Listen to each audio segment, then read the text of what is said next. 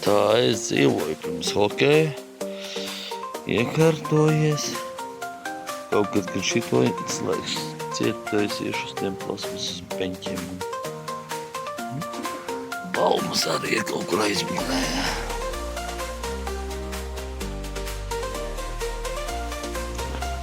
Man gan ir labi.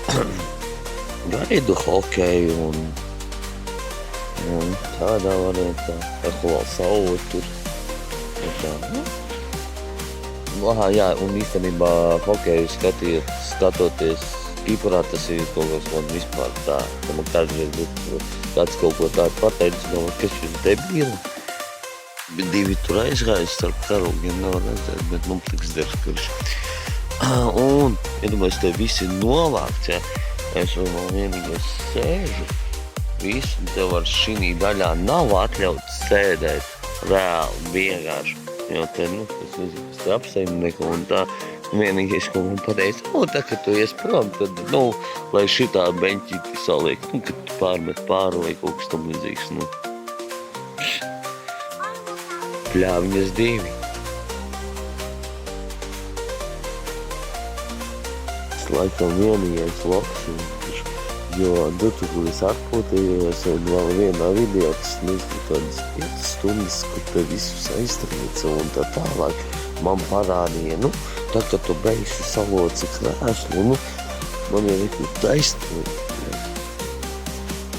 Karaču, man kaut kā taisni, viņam šitie tās malas pārlocītas, un man bija jāsakrāt, un es joprojām tepat ir jau te baigi labais Wi-Fi no šitiem visiem hoteļiem, motoņiem, tādā varētu.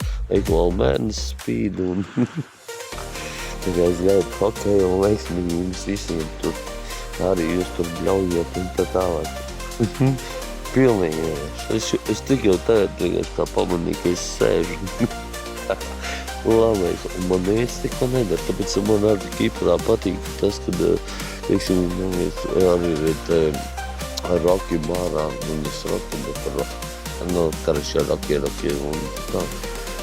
Tur, es te pirmo dienu bagāto rajonā sēžu, jo es tur uz leju pāju, kas uz lidos pusi, un zina, tur sārēja, tur man te pie kājas.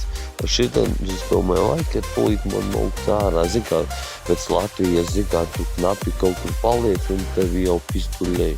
Man jau ir biļetīti, man te viss ir, un man, dzīve skaisti gaidu hokeju. Baigi garais video, bet sorry.